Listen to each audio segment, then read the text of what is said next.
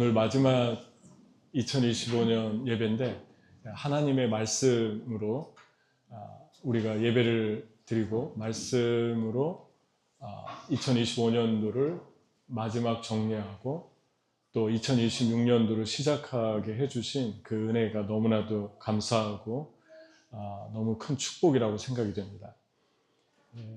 하나님의 말씀이 이 말씀을 우리가 다 잘 알고 있는 말씀인데 이 말씀의 배경을 좀 설명을 하면 그 히스기야 왕은 이스라엘의 유다의 20명 중에 13번째 왕이죠.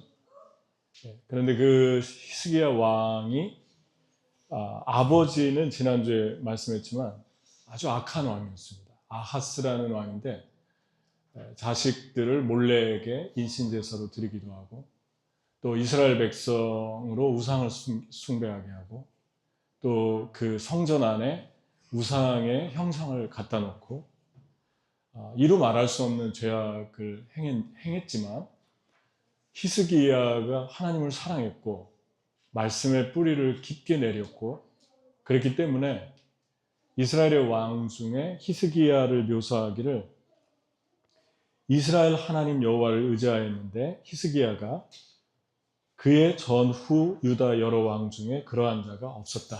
그렇게 말씀할 정도로 전에도 없었고 후에도 없었던 그런 왕이었습니다. 그래서 우리 자신이 우리는 믿음의 조상을 가진 것은 감사한 일이지만 믿음의 조상을 가진 것보다 더 중요한 건 믿음의 뿌리를 갖는 거라고 그랬습니다. 믿음의 조상이 얼마나 많은가가 아니라 내가 믿음의 뿌리를 내렸는가. 믿음의 뿌리를 내리면 아버지가 아무리 악했어도 히스기야처럼 하나님께서 정말 귀하게 축복의 통로로 사용하시는 그런 은혜를 주시는 것을 우리가 보게 되죠.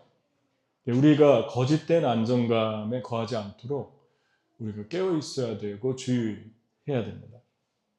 그런데 이런 훌륭한 왕이 위대한 일들을 이뤘잖아요. 성전에 레위인들을 세워서 찬양하게 하고 매일 찬양하게 하고 이러한 영광을 되찾고 유월절을 지키게 하고 부흥이죠.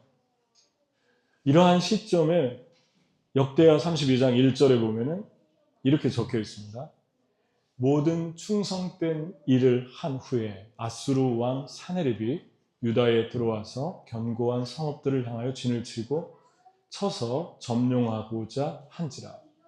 아수르 왕이 사네립이라고 하는 아수르 왕이 공격해 왔고 하필이면은 히스기야가 이렇게 훌륭한 일을 하는데 이러한 영적인 놀라운 부흥이 일어나기 시작하는데 공격해서 이스라엘이 다 망하게 되는 그러한 아주 위기에 처하게 됩니다. 그러니까 여러분 이 사네립이 올라와서 특이한 거는 하나님을 모욕하고 두 번째는 히스기야가 이스라엘 사람들한테 하나님의 마음을 전달했는데 견고하고 안전하게 하나님만 바라라고 전달했는데 그 말을 가지고 히스기야가 한 말을 가지고 히스기야와 이스라엘 전체 백성을 협박했습니다.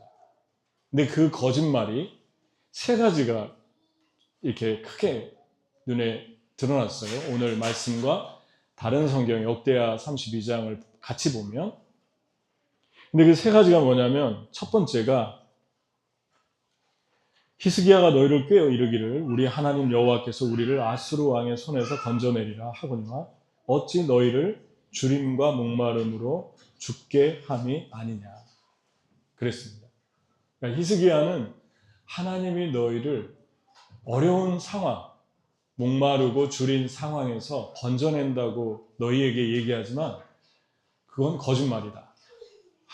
너희 하나님이 건질 수 없다. 이게 첫 번째 사네립의 이야기였습니다. 두 번째 거짓말은 뭐였냐면 히스기야가 여호와의 산당들과 제단들을 제거해버리고 유다와 예루살렘에 명령하여 이르기를 너희는 다만 한 제단 앞에서 예배하고 그 위에 분향하라 하지 아니하였느냐 나와 내 조상들이 이방 모든 백성들에게 행한 것을 너희가 알지 못하느냐. 모든 나라의 신들이 능히 그들의 땅을 내 손에서 건져낼 수 있었느냐. 역대하 32장 11절 14절. 히스기야가 너희로 하나님의 성전에 있던 우상을 다 치우고 하나님을 예배하고 하나님을 제사하고 오직 하나님만 제사하고 분향한다, 기도한다는 거거든요. 기도하는 거를 얘기했는데 어찌 너희 하나님이 너희가 예배한다고 너희가 기도한다고 너희를 건져낼 수 있겠느냐. 두 번째, 믿지 마라. 이 거짓말을 했습니다. 협박을 했어요. 참 신기하죠. 하나님과 연관시켜서 왕을 지금 협박하고 백성을 협박하죠. 세 번째, 사네립의 신하가 유다 방언으로 크게 소리질러 유다 방언으로 하지 말라고 부탁했거든요. 백성들이 두려워하니까. 그런데 더 크게 유대말로 들어보라고 예루살렘 성에 있는 백성들을 놀라게 하고 괴롭게 하여 to terrify them and make them afraid. 그러니까 terrify 시키고 공포에 질리게 하고 make them afraid. 두려워하게 하고. 이 두 가지 놀라게 하고 괴롭게 하여가 영어 성경에 이렇게 나와 있습니다. 그리고 그 성을 점령하려 하였는데 그들이 예루살렘의 하나님을 비방하기를 사람의 손으로 지은 세상 사람의 신들을 비방하듯 하였더라. 그러니까 백성들을 공포에 떨게 하고 두려워하게 한 이유가 너희가 섬기는 하나님은 인생 같은 분이니까 인간을 대하듯 그렇게 대하면 된다. 인간 취급해라. 하나님으로 특별하게 대우하지 말아라. 이 세 가지였어요. 이것을 보면은 이 사네립은 완전히 사단에게 포제스트 된 거라고 우리가 볼 수 있습니다. 전쟁하면서 왜 이들이 섬기는 하나님을 이렇게 모독했을까? 사단이 사네립의 안에서 한 거죠. 이 세 가지를 종합해 보면 사단이 싫어하는 것, 첫 번째, 하나님이 어려운 상황 가운데 있을 때 배고프고 줄이는 게 어려움의 대명사인데 너희를 구해준다는 것을 믿지 마라. 두 번째, 너희가 예배하고 기도하는 것, 그러면 하나님께서 너희를 인도해 주신다. 다 헛거니까 믿지 마라. 두 번째, 싫어하는 거죠.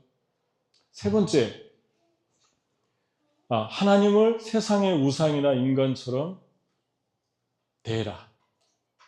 인간이 인간을 대하는 것처럼 그렇게 인간적으로 대해라. 하나님을 유일하게 사람하고 다른 분으로 신처럼 대하지 마라. 그게 세 번째입니다. 그 목적은 담대함과 평안과 기쁨을 빼앗기 위함이었어요. 그러니까 여러분과 저의 삶의 2025년도를 돌아보면 이 세 가지들이 좀 있었을 거예요. 이 세 가지를 한마디로 축약하면 하나님 의지하지 말고, 그리고 예배, 기도하지 말고 두려워하면서 살아라. 너희는 항상 두려워해야 된다. 공포에 질려서 살아야 된다. 내가 내일도 어떤 문제를 일으킬 거기 때문에 너희는 항상 슈링크돼서 아주 그렇게 살아야 된다. 그 이야기가 핵심입니다. 여러분, 2026년에도 여러분과 저의 삶에 이 세 가지의 도전이 올 것입니다. 사단은 항상 비슷한 것 같아요. 여러 가지 방법은 달라도 그 원리는 비슷한 것 같아요. 제가 튀니지에 한 몇 년 된 것 같은데 뉴욕에 있을 때 튀니지에 선교사님을 방문하면서 갔는데 1층은 카페를 하고 2층은 학원을 하고 3층은 체육관을 헬스클럽을 하면서 미국에서 온 스태프들이 한 50가정 되게 많았어요. 근데 그 선교사님은 선교를 하러 튀니지를 갔는데 놀랍게도 그분들을 매니지하고 인도하는 리더가 됐어요. 1.5세 정도 되는 귀한 선교사님이었어요. 젊으신 분이었어요. 30대 초반에. 그런데 저한테 와서 마음을 털어놓는 거예요.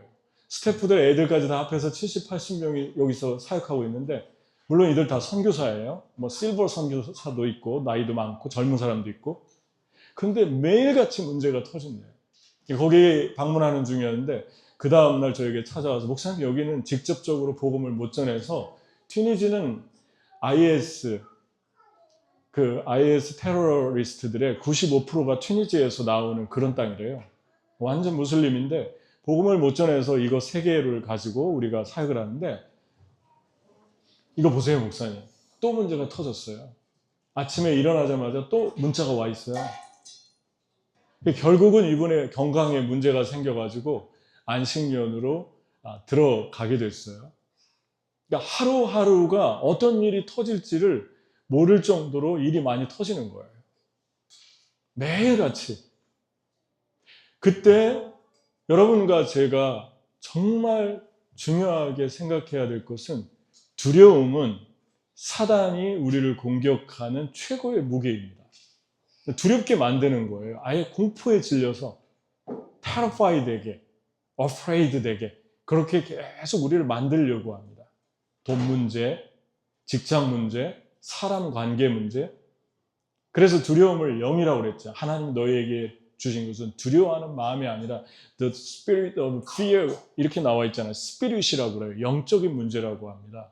두려움이 계속 내 영혼을 사로잡는 것이 이 영으로 훅급해서 데려가려고 합니다. 그러면 하나님이 하나님으로 보이지 않죠. 하나님이 그냥 인간 정도밖에 보이지 않는 거예요. 그래서 세상은 예술로, 책으로, 지식으로 어떤 다른 방편을 통해서 계속 주는 메시지가 하나님을 대적하는 메시지가 하나님을 인간 취급하는 거예요. 전부 다. 다 우스운 거죠. 하나님 안에서 하고 있는 게. 예배도 우습고 성도의 교제도 우습고 교회도 우습고 그리고 하나님의 성도의 기도도 우습고 다 인간적인 거예요. 그럴 시간 있으면 다른 거로 해야 되는 거예요. 근데 주님은 말씀합니다. 너희에게 정말 중요한 게 무엇이냐? 너희가 어려운 상황 가운데서 내가 너희를 구할 오직 한 분 여호와인 것을 아느냐? 그게 여기서 주는 첫 마디이고 두 번째는 너는 나를 예배해야 된다. 내가 예배를 놓치면 분향을 놓치면 기도를 놓치면 끝이다. 모든 걸 다 지금 가졌어도 언제 무너질지 그건 시간 문제다.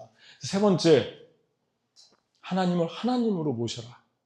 그럼 내가 담대하게 해주겠다. 이 세 가지를 공격합니다. 그런데 이때 어떻게 반응을 해야 될까? 히스기야와 이사야가 감사하게 이때 활동했어요. 히스기야가 이사야에게 사람을 보내서 예언을 들으려고 하는 게 아니라 사정을 얘기하고 그 비방한 편지 내용을 적어주면서 중보기도해달라고 사람을 보냈는데 이사야가 그 편지를 보는 순간 하나님이 말씀을 주셨어요. 근데 그 말씀이 첫 번째가 이사야가 그들에게 이르되 너희는 너희 주에게 이렇게 말하라.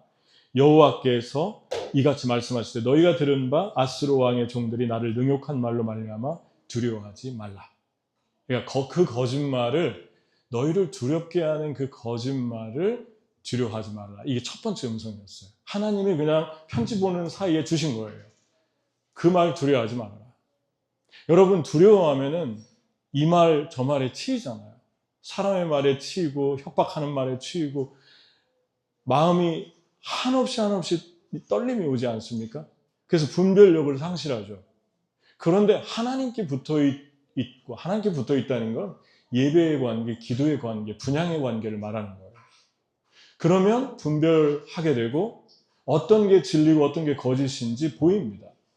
그런데 이 말을 통해서 그 능욕한 말을 두려워하지 말라. 거짓말이다 그랬어요. 히스기야 말을 들어라. 내 말을 들어라. 그랬는데 결국 거짓말이라는 게 하나님 그랬거든요.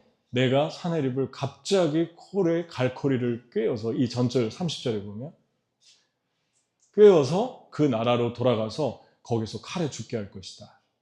근데 갑자기 어떤 일이 생겨가지고 갑자기 가게 됐어요. 이 왕이 전쟁하다가. 그래서 갔는데 가서 자기 신 몰렉을 분향하다가 자기 신하한테 살해됩니다. 하나님 말씀이 맞았죠. 그러니까 누가 맞는지를 하나님 보여주신 거예요. 여러분과 저의 삶에서 한 가지 꼭 믿어야 될 게 뭐냐면, 하나님은 우리가 정말 어려움 가운데 있을 때, 협박의 소리 속에서 그런 소리가 난무하면서 내 마음이 두려울 때, 그때 우리에게 말씀하시는 분이십니다. 그때 꼭 우리에게 말씀하시는 분이라는 걸 여러분이 믿어야 돼요. 믿으면 어떻게 됩니까? 믿으면 집중하게 되고 기다리게 되죠. 그러니까 하나님 꼭 말씀하세요. 사람을 통해 말씀할 수도 있고, 여러분 가장 보편적인 건 하나님의 말씀을 묵상할 때 여러분에게 마음을 정리시켜 주시고 담대함을 주십니다. 그러니까 여러분들이 말씀의 뿌리를 내리셔야 됩니다. 아멘. 하나님은 이 시점에 말씀했어요. 두려움과 인간의 말과 공포의 말이 난무할 때, 권력자의 말이 너무 크게 다가올 때 말씀했어요. 그래서 하나님 말씀에 여러분이 집중할 때 하나님 말씀의 특징은 소망적입니다. 그리고 평안입니다. 하나님이 주시는 말씀, 찔려도 평안이 있어요. 찔려도 담대함이 내 안에 오고 정리가 되고 명료합니다. 두려움이 떠나가게 하는 권세가 있어요. 두 번째, 어떻게 해야 되나? 두 번째, 이 거짓말이 나에게 와서 나를 두렵게 할 때, 두 번째, 31절, 30절, 31절을 보면, 왕이여 이것이 왕에게 징조가 되리니 올해는 스스로 난 것을 먹을 것이요, 둘째에는 또 거기에서 난 것을 먹을 것이요, 셋째에는 심고 거두며 포도나무를 심고 그 열매를 거둘 것입니다. 유다 족속 중에 피하에 남은 자는 다시 아래로 뿌리를 받고 위로 열매를 맺으리니. 오늘 말씀의 제목이죠. 아래로 뿌리를 받고 내리고 위로 열매를 맺을 것이다. 여기서 네 가지를 말씀하고 있어요. 이 네 가지를 한마디로 표현하면 하나님의 은혜에 집중. 첫 번째 말씀에 집중하라 했고, 두 번째 은혜에 집중하라고 하신 거예요. 그 은혜가 뭐냐면, 첫 번째는 너희가 수고하지 않은 스스로 난 것을 먹을 것이다. 지금 여기 사네립 프리즘이라는 책이 있대요. 이 당시에 아수르에 대해 쓰여져 있는데, 왕 열왕기상처럼 이렇게 사네립 프리즘이라는 책이 존재했는데, 거기에 다 기술을 했는데, 이 당시에 아수르의 왕 사네립이 쳐들어왔을 때 20만 명을 잡아갔고, 그리고 그 성을 포위했고, 그리고 그 아수르가 뭐라고 장담했냐면, 내가 히스기야를 세상에 가둔 것처럼 가뒀다. 그렇게 기술을 하고 써놨답니다. 역사책에. 그러니까 사실 이 역사가 이대로 진행되고 있었던 거예요. 코너로 몰렸고 더 이상 빠져나갈 길이 없는 세상에 갇힌 새가 되었고, 히스기야와 백성들은 지금 절벽에 지금 마지막 그 모퉁이에 가 있는 거죠. 잘못하면 다 떨어져 죽을 판이죠. 그런데 그 상황에서 주님이 주신 말씀은, 두 번째는 첫 해, 두 번째, 세 번째. 이게 뭘 말합니까? 너희들 망하지 않는다. 나는 지금 너희들을 위해 3년 후의 일까지 준비하고 있다. 그러니까 절대 너희들 망하지 않고 너희가 지지 않는다. 함락되지 않는다. 첫 번째, 어떻게 함락되지 않느냐? 너희가 포위되어서 먹을 거 없지만 땅에서 저절로 나온 열매를 먹을 것이다. 하나님이 열매를 주시겠다는 거예요. 실제로 농사 짓는 사람들을 보면 땅에 그냥 저절로 열매 맺는 그런 작물들이 많이 있잖아요. 농사를 지을 때. 원시 시대나 옛적에 환경이 좋을 때는 더 했겠죠. 가만 놔둬도 다 올라왔으니까. 그러니까 수고도 안 하고 노력도 안 했는데 하나님이 특별한 은혜로 공급하시는 은혜, 스스로 나는 은혜, 그 은혜를 내가 줄 것이다. 첫 해. 왜냐하면 지금 전쟁의 때니까. 여러분과 저의 삶에 주님인 우리의 삶이 전쟁을 통과하는 것 같을 때가 있잖아요. 그 전쟁을 통과하는 것 같을 때가 2026년에도 올 수도 있어요. 우리는 삶이 맨날 전쟁일 수도 있고, 전쟁의 때를 지나서 또 평안한, 잔잔한, 쉼이 있는 그런 시간을 또 우리가 가지기도 합니다. 그런데 그런 전쟁의 때는 심을 것도 없고 심을 여유도 없고 거둘 것도 없고 거둘 시간도 없고 아무것도 못해야 하는 때를 말하는 거예요. 마치 이스라엘 백성이 광야에서 아무것도 심을 것도 없고 거둘 것도 없는 것처럼. 근데 하나님이 주시잖아요. 스스로 열매를 하늘에서 주고 땅에서 주고 메추라기도 주고 날아가다가 메추라기 떨어지고. 저는 하나님 앞에 죄송해서 어떻게 이렇게 뻔뻔하게 하나님이 이렇게 주시는 걸 봤습니까? 그게 더 뻔뻔한 거예요. 그런 소리 하는 게. 그러면 여러분과 저는 여기에 사는 것 존재 자체가 뻔뻔한 것입니다. 하나님이 다 준 것을 지금 누리고 있잖아요.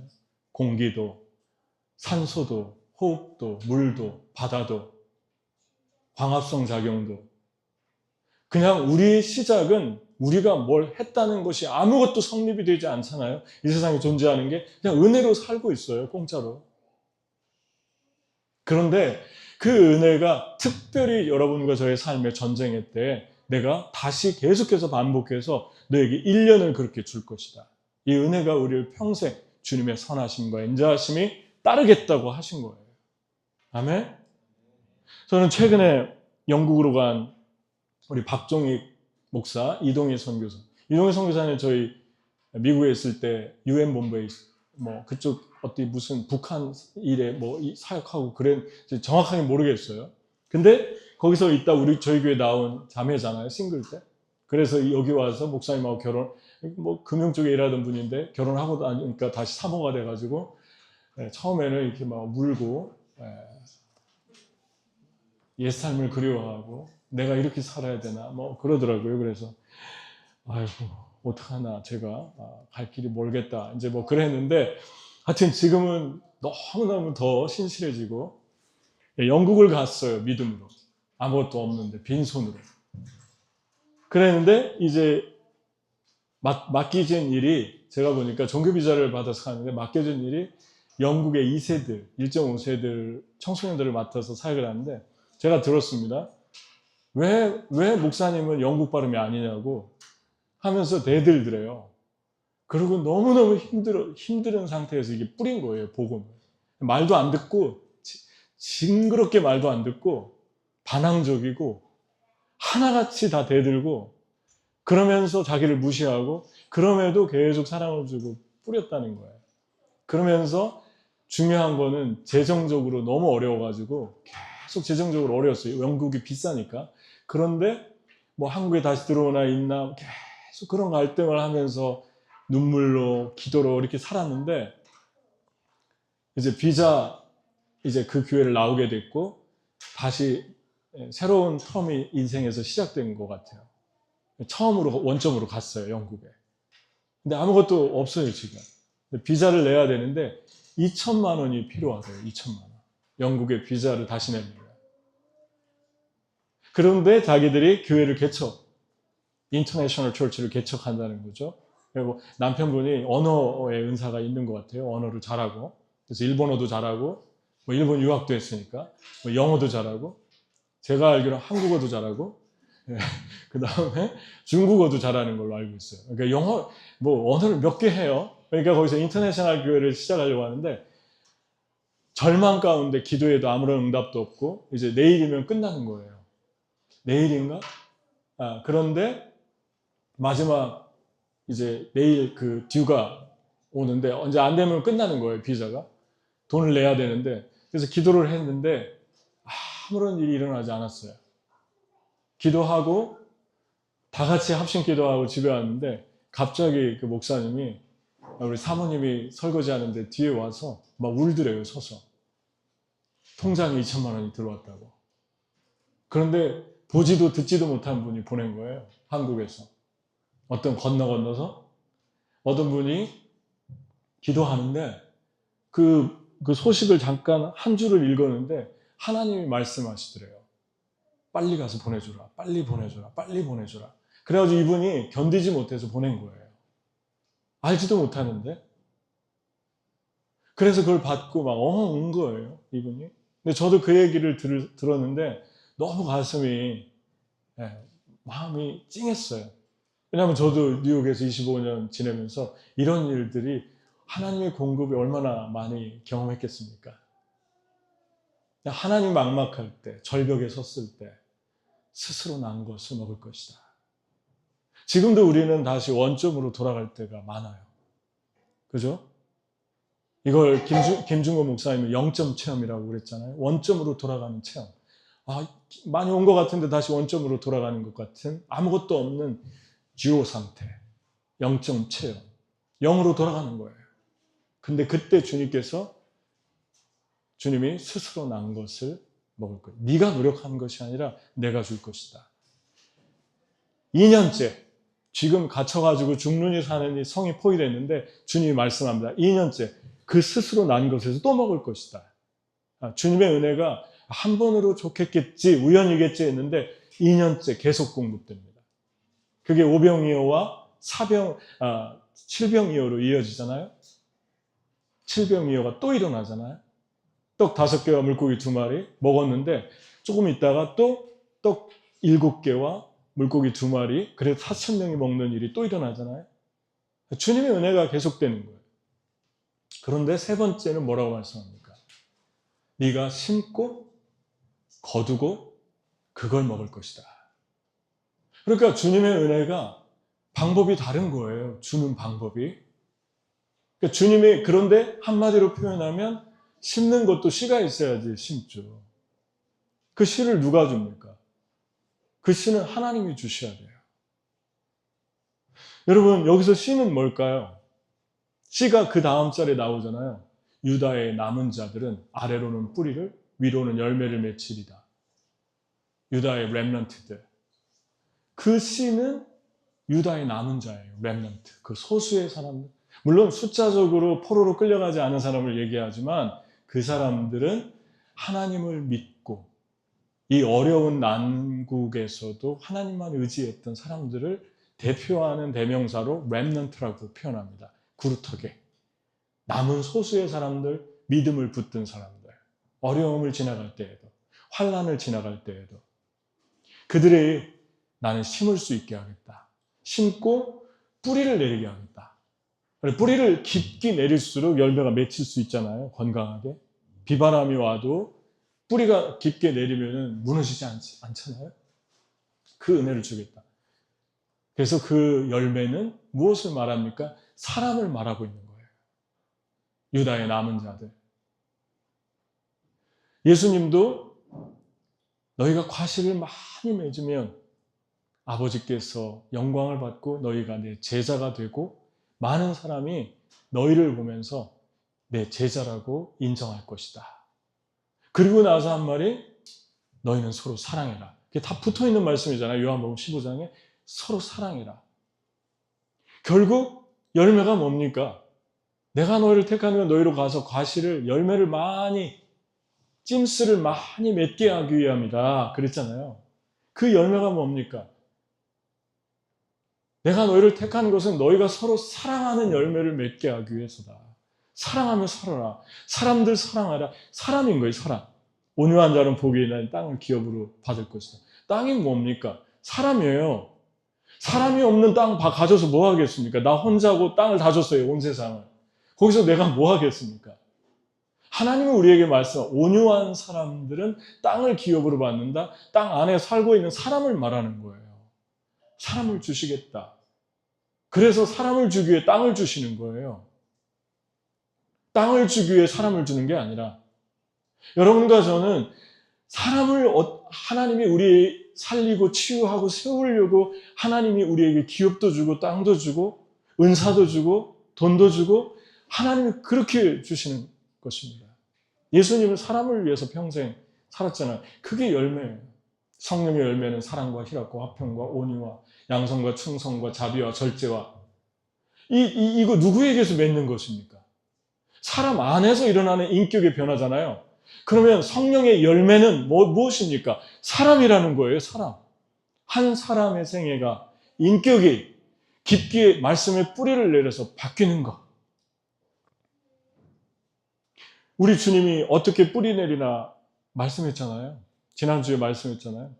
우리는 생각합니다. 좋은 땅이 있으면 뿌리를 내릴 수 있다. 근데 성경이 말하는 것은 무엇입니까? 너희가 뿌리를 깊게 내리지 못해서 나를 인하여 돌짝밭에 떨어지는 거죠. 나를 인하여 너희를 핍박하고 박해가 오고 두려움게 하는 게 오면 너희가 열매를 맺지 못한다. 땅이 안 좋아서 열매를 못 맺는 게 아니라, 박해가 있어서 열매를 못 맺는 게 아니라 뿌리를 못 내려서 박해를 이기지 못했다고 말씀했잖아요. 좋은 땅에 자갈이 있잖아요. 박해가 있어요. 돌짝밭은 박해라고 했으니까. 가시밭은 무엇입니까? 가시밭은 재리의 유혹과 세상의 염려와, 이것도 뿌리가 깊지 못해서 죽는 거예요. 이런 게 와도 살아나는 것은 살아남지 않습니까? 밭에서. 그 열매를 맺으면서 강한 번식력을 가지고 살아남잖아요. 잡초가 너무 많은데 그 찌르는데 다 살아나요. 뿌리를 깊게 내리는 것은 무엇입니까? 뿌리는 자가 말씀을 뿌리나니, 천국 말씀을 뿌리는 말씀입니다. 말씀이 성령이고, 말씀이 불이고, 말씀이 능력이고, 말씀이, 너희가 이 천국 말씀을 듣고 깨달으면 너희가 뿌리를 내리게 되고, 그 뿌리 깨달은 말씀을 너희가 실천하는 것. 그래서 뭐라고 말씀을 하십니까? 이렇게 말합니다. 히브리서에 열매를, 때가 오래되었으므로 너희가 마땅히 선생이 되었을 터인데 너희가 다시 하나님의 말씀의 초보에 대하여 누구에게서 가르침을 받아야 할 처지이니 단단한 음식은 못 먹고 젖이나 먹어야 할 자가 되었도다. 이는 젖을 먹는 자마다 어린아이니 의의 말씀을 경험하지 못한 자요, 단단한 음식은 장성한 자의 것이니 그들은 지각을 사용함으로 연단을 받아 선악을 분별하는 자들입니다. 그러니까 하나님 말씀을 뿌리내렸다는 건 하나님 말씀을 깨닫고 그 말씀을 삶에 적용하면서 분별하면서 사는 거죠. 그게 뿌리 내린 것입니다. 그러니까 여러분과 제가 두 번째 주목해야 될 게, 정리를 하면 뭐라고요? 첫 번째 말씀을 주목하고, 두 번째는 하나님 은혜에 주목하라는 것입니다. 첫 번째는 그냥 난 것을 먹고, 두 번째도 그냥 난 것의 은혜를 주목하고 하나님 주시니까, 세 번째는 너희가 내가 준 씨를 가지고 뿌려라. 그 씨는 사람이다. 여기에 주목하면 이긴다는 것입니다. 두려움의 영도 이길 수 있다는 것이죠. 근데 여기서 이 씨앗은 한 가지 생각해 볼 것은, 이 씨앗이 셋째 해에는 심고 거두며 포도나무를 심고 그 열매를 먹을 것이다 그랬는데, 씨앗 같은 사람이라고 그랬어요. 근데 이 씨앗은 두 종류가 있죠. 하나는 자연종이 있고, 제가 찾아봤어요. 그 다음 두 번째는 재배종이 있죠. 자연종은 뭐 그런 것입니다. 찾아보니까 수박, 그 다음에 석류, 그 다음에 뭐 참외, 그 다음에 호박. 근데 이런 건 씨 하나에 찾아보니까 석류는 600개에서 1400개가 들어있어요. 하나의 그 석류 안에, 한 개의 열매 안에. 그 다음 호박은 400개에서 600개 씨가 있고, 수박은 200개에서 800개. 그런데 재배종은 인간이 만들어낸 거예요. 바나나는 하나, 씨가. 체리 하나. 저도 처음 알았어요. 잘 찾아보니까. 그리고 또 뭐가 있죠? 재배종이 뭐가 있죠? 뭐 망고, 복숭아 이런 게 다 하나씩 들었어요. 사람이 만든 게. 저는 그렇게 생각을 해봤어요. 뭐 사람이 만든 건 창조성도 있지만, 하나님이 주신 자연적인 것, 조금 적용을 좀 이렇게 해서 좀 될지 모르지만 저는 이렇게 해봤어요. 성령의 은혜로, 성령으로 자연스럽게 인도되어지는 삶은 한 사람 안에 이런 수백 개의 씨를 가지고 그 씨가 생명을 맺는 것 같아요. 그런데 인간이 인위적으로 하나님 배제하고 창조주가 아니라 자기의 노력과 수고와 율법적인 방법으로 하는 그러한 인위적인 일들, 이 세상에서 하고 있는 모든 것들, 직장들, 사업들, 관계들은 씨가 번식을 못하는 것 같아요. 하나에서 땡 하고 끝나는 것 같아요. 저는 여러분과 제가 열매는 뿌리를 깊이 내리는 것과 연결되어 있다고 그랬는데, 이러한 사람들, 이런 한 사람 한 사람, 이 렘넌트, 소수의 사람들을 하나님께서 여러분에게 사인으로 은혜로 주신다고 그랬잖아요. 그러니까 하나님, 어떤 사람에게요? 하나님의 말씀에 집중하는 사람들, 하나님 은혜에 집중하는 사람들에게 주시겠다는 것입니다. 그러니까 보라는 거예요, 하나님의. 여러분이 히스기야처럼 하나님께 붙어 있고 하나님께 매달리고 성전에 들어가고 중보기도를 부탁하고 하나님을 의지하는 사람들의 특징 아닙니까? 인간적인 방법으로만 살려고 하는 게 아니라 중보기도하다가 지혜를 얻고 중보기도하다가 누굴 만나야겠다고 생각이 나고 하나님의 사람들의 특징이잖아요. 그리고 또 신실한 사람에게 기도를 나누면서 꼭 기도해 주세요. 기도를 믿어야지 나누죠. 믿지 못하면 절대 중보기도 나누지 않습니다. 중보기도 그냥 형식적으로 말만 하죠. 기도해 주세요. 근데 정말 하나님 믿으면, 기도를 믿으면, 분향을 믿으면 기도 부탁을 구체적으로 합니다. 이거 좀 기도해 주세요. 그때 주님께서 여러분에게 사랑을 주는데 사인으로 준다고 합니다. 첫째 년, 둘째 년, 셋째 년, 3년째. 그리고 나는 너에게 심을 수 있는 씨를 주겠다. 씨가 뭐라고요? 사랑. 소수의 사람을 너에게 주지만 그 한 사람 한 사람 안에 수백 개의 씨가 있는 사람을 주겠다. 저는 이런 분들을 계속 기대하고 있어요. 아멘? 그래서 저는 글로벌 미션과 다이아스포라 미션 두 가지에 초점을 맞췄으면 좋겠어요. 글로벌 미션은 외부적으로 몽골이라든가 영국에 나가 있는 선교사라든가 또 어제 통화했는데 우리 교회 와서 설교했던 로턴 연합 침례교회 최봉 목사님하고 자매교회 하자고 그랬어요. 그랬더니 영광이라고 목사님 너무 좋아해요. 사람을 알아보잖아요. 우리 교회가 와서 설교하셨는데 너무 좋대요, 우리 교회가. 그리고 축복하는 거예요. 목사님 교회는 잘 될 수밖에 없어요. 1월 첫 주에 선교를 가니까 이건 보통 교회가 아니지 않습니까?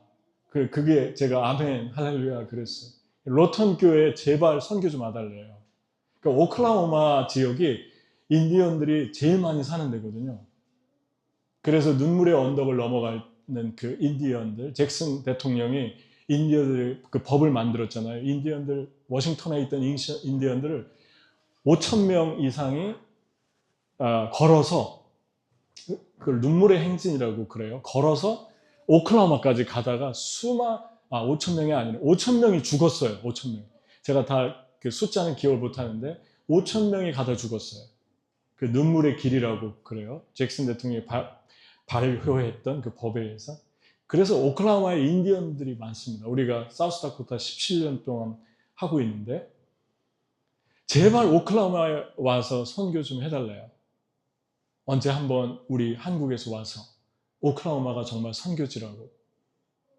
여러분, 하나님이 우리에게 주신 2025년도에 2024년도에 너무 은혜가 많아요. 우리 미스크에서 스스로 난 것처럼 무상으로 이렇게 쓰게 해주셨고, 또 하나는 이 장소를 우리가 편하게 예배드리게 해주셨고, 또 하나는 날레의 올해 우리가 노력하지 않았는데 예배드리다가 그냥 와서 선교센터 지으라고 또 한 자매가 사인을 주었고, 내년 우리 짓게 됐잖아요. 하나님 스스로 난 걸 2년째 못 깨, 이제 3년째 들어가고 있어요. 3년째는 하나님 어떻게 일하실까? 되게 궁금해요. 이 말씀 이대로 적용하고 싶지만 하나님이 일하시는 걸 또 봐야 되니까 하나님이 어떻게 일하실까? 이미 여러분과 저에게 씨앗을 주셨다고 저는 믿고 있어요. 한 분 한 분의 씨앗을 주셨다고 믿고 있어요. 여러분 안에 수백 개, 수천 개의 씨앗이 들어있는 분들이 오셨어요. 여러분, 우리가 그래서 글로벌 미션 하면 좋겠습니다. 아멘. 그리고 2026년도에 포커스할 것은 이 안에 있는 250만이 넘는 이 다이아스포라, 흩어진 외국인들, 우리 부어처럼, 우리 또 몽골, 또 베트남, 필리핀, 이런 많은 분들, 그런 노동자와 학생들, 이런 분들을 통해서 그들을 전도하고 그들로 말미암아 한국의 영혼들을 깨웠으면 좋겠어요. 바울이 그랬잖아요. 바울의 방법이었잖아요. 한국의 영혼들이 죄송한데 너무너무 완악하고 강팍한 것 같아요.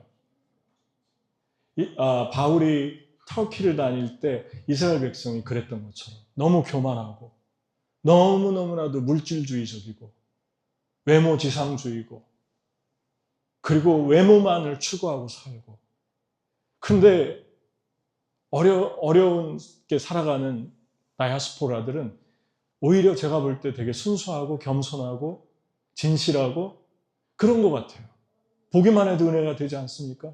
우리 그런 분들을 통해서 저도 다이아스포라 중에 하나예요. 한국의 국적이 아니니까 이런 사람들을 통해서 여러분과 제가 이 민족을 전도하고 이 안에 있는 외국인들을 전도하고 그리고 우리가 할 수 있는 걸 다 하면 좋겠어요. 거기에 필요한 것들을 우리가 공급해주고 그래서 GM 미션, DM 미션 쉽게 글로벌 미션, 다이아스포라 미션 이 두 가지를 우리가 하면서 이 씨앗들을 주신 하나님 이 씨앗들이 온 세계로 이 땅으로 퍼져나가기를 축복합니다. 우리 같이 기도하겠습니다.